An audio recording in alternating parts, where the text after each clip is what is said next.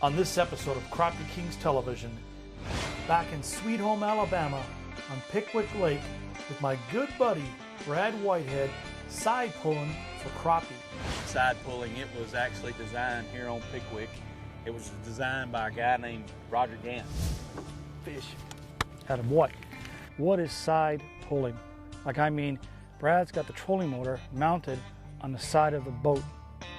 Can you believe that? There he is, Carl. Not that time. Keep that bend there. Look at that. Did he choke it? Choked it. From Canada, wanting to come to Pickwick, Alabama to crappie fish in June. Hey, we Good got slab. it. We got it. That's ours right there, buddy. Deadly way to catch crappie in June. Get it. There he is. Into the net. Oh, look at that. No net, no fish. I'm Carl Kalarka, and this is my job. Traveling across North America in search of the best crappie holes while hooking up with some legendary crappie fishermen and a host of colorful characters along the way. Visiting some distinctive destinations and having opportunity to sample some very unique culinary cuisine.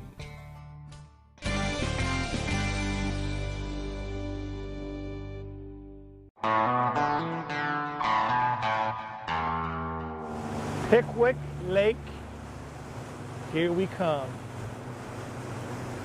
Gonna catch some slabs. I got a phone call from Carl from Canada wanting to come to Pickwick, Alabama to crappie fish in June. Side pulling. What is side pulling? Like, I mean, Brad's got the trolling motor mounted on the side of the boat. Now that's a first for me. Side pulling, it was actually designed here on Pickwick. It was designed by a guy named Roger Gant. And, I was real skeptical of it for several years because I run glass boats and spider rigs when I started guiding. And, I figure if a man that's in his 60s like Roger, that guides 280 days a year, this ought to be good for me. And it's really nice. You can set a seat there in the middle, and everybody's fishing fresh water. And that's what you're going to see today. You're going to see us cover a lot of water and catch the most active fish. It's the little things that make a big difference. The position of the rod holders. There've been a lot of guys' boats, and these guys are intense as it gets. You think the bass pros are intense? I'm telling you, the crappie guys are just as intense because that's what they fish for. So they got to have the tools, the equipment where they want it, so it's comfortable, especially for a guy like Brad who's guiding. The customers have to be happy. They got to catch fish, but they have to enjoy their day. But he's got to have everything he needs in those positions. So when he needs it, he knows where it is, and he just gets it, and he catch fish. You get the right boat, right package together, it absolutely works perfectly. And I'm impressed. He's got all the right setup. You know what? When I get a guy's boat, I look to see how everything's set up. If the guy really knows what he's doing, and Brad does. Little small things like having the pliers accessible. Now to me, that shows me this guy knows what he's doing. This is a design that keeps your trolling motor locked in place. You can travel with it up and down the road. You unscrew a knob, it turns, it sits really, really nice right on the side. Again, this technique looks crazy with the trolling motor on the side. You just don't see that every day. And what we're gonna do, we're gonna flip the boat around. We're gonna kind of get lined up on a couple of these. There's several underwater ditches that we fish out here. We'll turn around, get everything lined up. Yesterday it was cloudy, windy, and the fish were on the move. And I was really worried when we got here this morning. The conditions had changed so much. Sunny, a little bit of clouds. I was worried. All right, here's what we're gonna do today. It's fairly simple technique. We're gonna be fishing with two different kind of baits. We're gonna be fishing with a hair jig. They're 2 1/4-ounce hair jigs. I like something heavy. I want to move fast. I want to move a lot, have a, cover a lot of water. And you've got to have a lot of weight to cover a lot of water. And it's really neat what we're going to do. These jigs are 2 foot apart. What we're going to do, we're going to lay the top jig in the water. And these B&M poles that we have, they're called the Difference. And they're designed for this style of fishing, side pulling. It's a 8-2 rod. It's 8 feet long. It's 2-piece rod. And if you notice, it's got 3 little flags here. And we're going to consider that a pull. And what I mean by a pull is we know our fish. We're setting in 21 to 22 foot of water. We know our fish are anywhere from 2 to 4 foot off the bottom. All right. What we're going to do is literally count down to them and keep our jigs in a strike zone at all times. What we're going to do, we're going to pull off 20 pulls, but we're going to start with 3. And why we start with 3 is because we've already got 2 foot in the water. We try to make this as precise as we can. What we're going to do, we're going to pull off. We're going to go 3, 4, 5, 6, 7, 8, 9, 10, 11, 12, 13, 14, 15, 16, 17, 18, 19, 20. We're fishing. We'll click the rod over, lay it in the rod holder, and we're ready to go. Now here in Alabama, we can use multiple rods. There's only 2 lakes in Alabama that you've got a pole in it. So I think the more rods, the more baits, the more fish we can catch. And that seems to work very well for us. So we're going to get a few more of these rigged up, get Carl rigged up, and try to put some fish in the boat. Anytime I can get out with a guy like Brad that knows what he's doing and just change it up, different presentations, different times of the year, techniques, baits, you name it, these guys impress the heck out of me. My lucky pole of the day, 1, 2, 3, I'm saying that one. Which one? This one. I'm going to say the outside. Are you? Fish. Right there. You feel any good? Oh, you come off? That's the jinx to the first bite of the day, isn't it? He had some pull to it, didn't he? Your rod had some mark in it. That's great, boy. Boy, that makes you feel like a winner. That was a good fish, too. I'm glad that wasn't my fish. If I lost the first one with a bend in the rod like that, I'd be disappointed. I'm glad that wasn't me. I wanted to impress Carl because I knew him coming down to Pickwick here, we had to catch some big fish. I wanted him to see some really nice fish from Pickwick. The first strike, I set the hook, make 2 turns, fish comes off. I wasn't happy. All right, Carl. Big net, buddy? He feels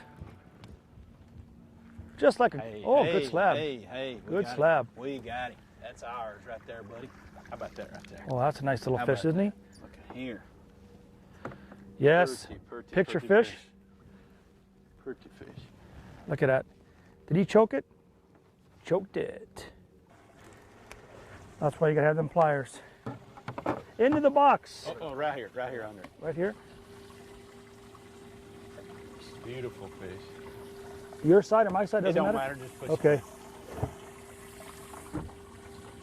First one in the box, but it won't be the last one. Brad had some that were bending out down. We're bending real good too. We're gonna get them. I got you loaded back up. Perfect. Thank you. One more in your clip there. And we're ready to go again. Some of these bites have actually buried the rod.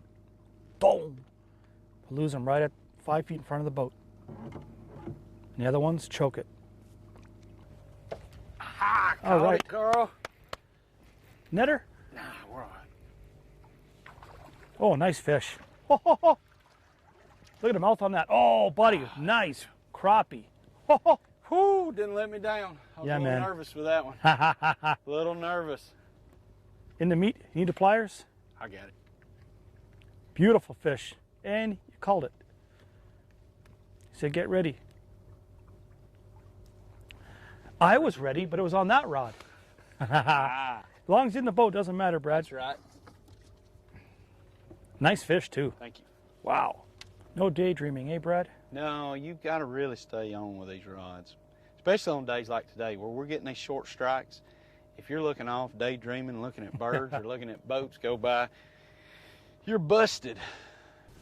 Oh, we got that one. We got it. That's a nice fish. There's a crappie. Nice eater. Look at that. He ate a bit Nice better, eater. too, didn't he? Look at that. Nice eater. Up in the top yap. Look where he ate that. Even if I was sleeping, I probably would have got that fish. You know, there are 2 things. Either big or they eat it good. That's a decent eater? That's a decent eater there. Okay. He's going in the box. Look at the sides on him. Nice chunky fillets there. Those are the ones you want to take home to eat, eh? Beautiful. Love Pickwick. Into the box. Missed the last one like that? That one ate it. Fish. Attaboy. Feel good? Good fish, Carl. Want to grab that net? I think I can get him in. Oh, is it? Oh, you can do it? Oh, nice fish, buddy. Nice fish. Oh, he sunk that jig. That's what we're looking for. That's what we're looking for, my friend.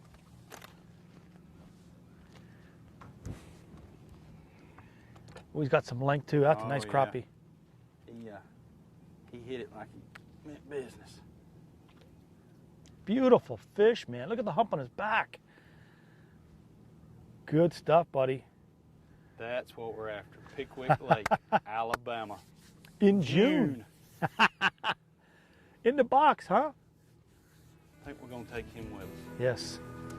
Hey, after putting 3 or 4 fish in the live well, I knew we were going to get a pattern. We had dialed in. Carl had the hook set just right, and things were going to look better.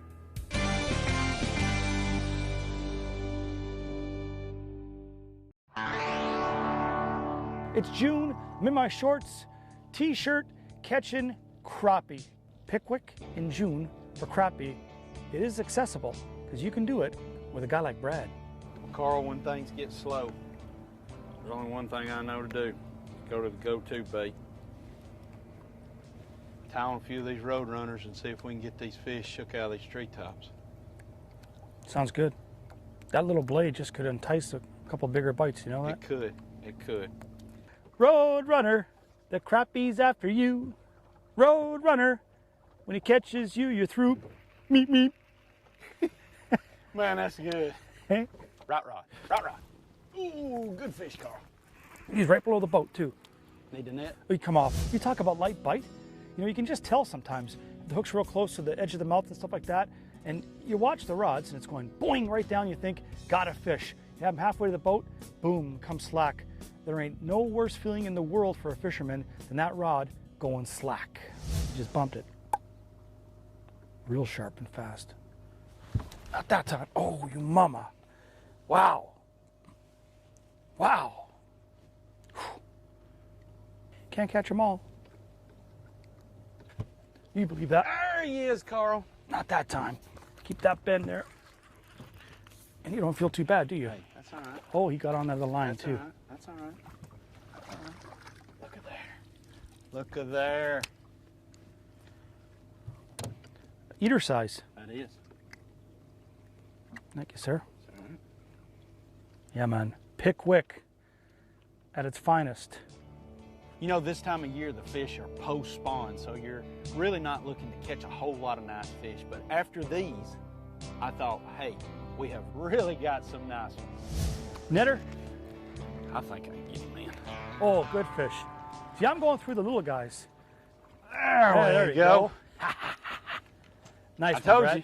I told you I can't take it. That's right. I can let you catch a few, but Yeah. Filter out the babies. Good I have crappie. got Good to catch crappie. one.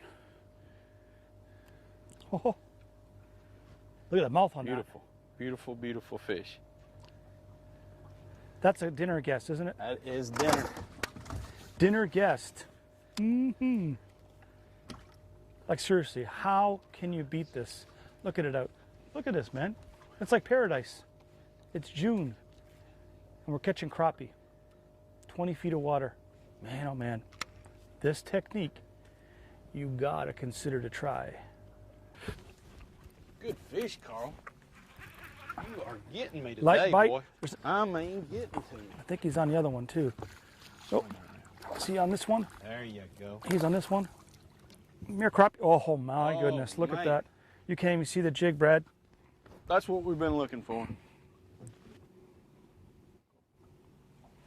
I'd say. Oh boy. Crappie, you wanted to be a dinner guest of the Whiteheads. And now you are going to be a dinner guest, Brad and his family. Because you know why? Just perfect size. Look at, nice back on them. I don't know if it's a male or female, but they've done all their stuff they're supposed to do, making more babies. But now, They're going to help us by feeding us so we can come out and fish again. Love it. Just perfect size, isn't it? It is. Although as fishermen, we always want the big ones, don't we? It's nice No to have complaint. a few in the live well, though, that are just good eaters. Yes, sir. No complaint from me. There's no second guessing it. When they hit that thing and there's slack in that line, they mean business. And that is the best. 99.9% of the time when they hit it like that, it's a good fish and you're going to get it in because it's going to be in the back of his throat.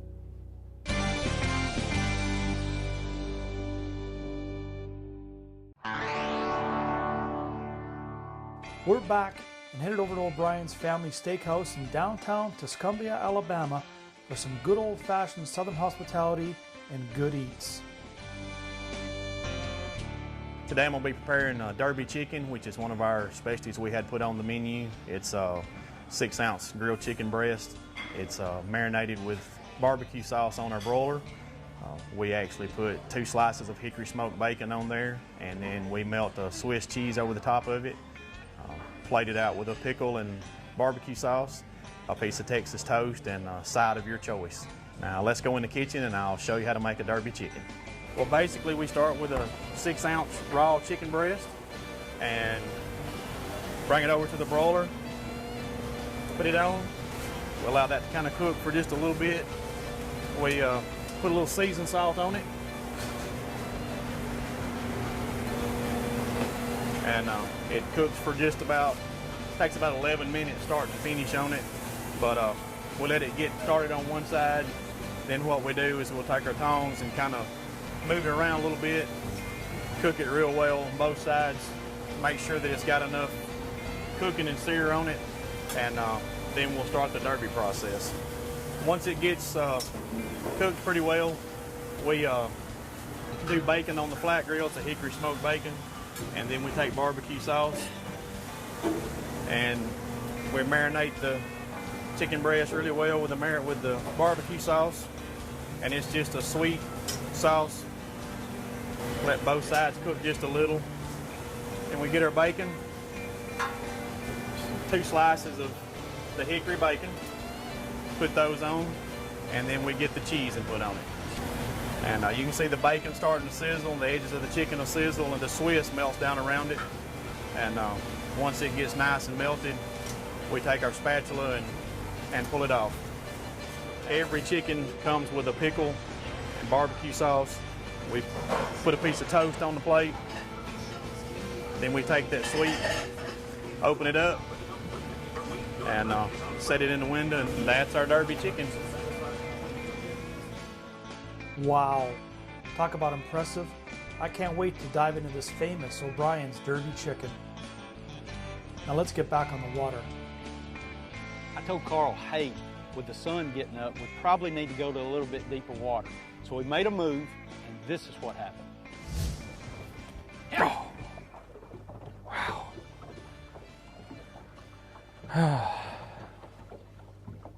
Get him, boy. Get him. Get him. There we go. There he is. At that time. I don't know if that's a crappie or not. Oh yeah, nice, nice. How many times did he eat that? Twice. Boy, oh boy. He gave me a chance and Good then another job. chance, huh? Good eater too, isn't it? Good job. Perfect. Thanks, Brad. Absolutely perfect. Beautiful fish. Carl. Beautiful fish, man. Gonna go in a skillet, isn't he? Pretty Alabama crappie. Thank you, sir. 6, 7, 8, 9, 10, 11, 12, 13, 14, 15, 16, 17, 18, 19, 20, 21. Yes, sir. We're almost done for the day, people. And I'm telling you, another fun day catching them, not just in spring, but summertime too. And you're gonna see fall, winter, you name it. Whatever it takes, whatever presentation, anywhere. In North America where there's crappie, we're gonna go because we wanna show you that they can be caught with different presentations, different baits, and different techniques, just like we're doing now. Almost finished. That sun's gonna get up real high. We've got some nice fish in the live well. That's all we need, man. Don't need to just sink the boat with fish. That's not the deal here. It's fun to come out and catch them. And we are right there. Carl, you're killing me. You're killing me, Carl. Oh, that's money. Look at that. Oh, what a fish, son. Look at that You're crappie. killing me today. Crappie. Look at that, man. Wow. That is nice. Look at that thing. June crappie fish. Yeah, man. Brad, you're the man. Honest to God. You put it all together the same way you would for a customer. Well, I have Let's see that thoroughly enjoyed fishing with you, Carl. Yeah, man. Man, I love this. I'm telling you, you never know what to expect. You know what? You never know, no matter who it is. The conditions change, the fish move, whatever it is. Maybe they don't want to bite, but today I was very, very impressed. Brad said we're going to catch some fish, we're going to have some fun, but keep in the back of your mind, it's June, so it's not going to be wildfire, but we're going to catch some fish. That's all I was asking for, to catch some fish, and I'm telling you, I'm more than pleased. Had a great time. The water temperature is nearly 80 degrees, and with all the odds stacked against us, we really got a nice batch of fish. I was happy. I felt like Carl was really happy with this catch, and that goes to show you, you can still catch summertime crappie.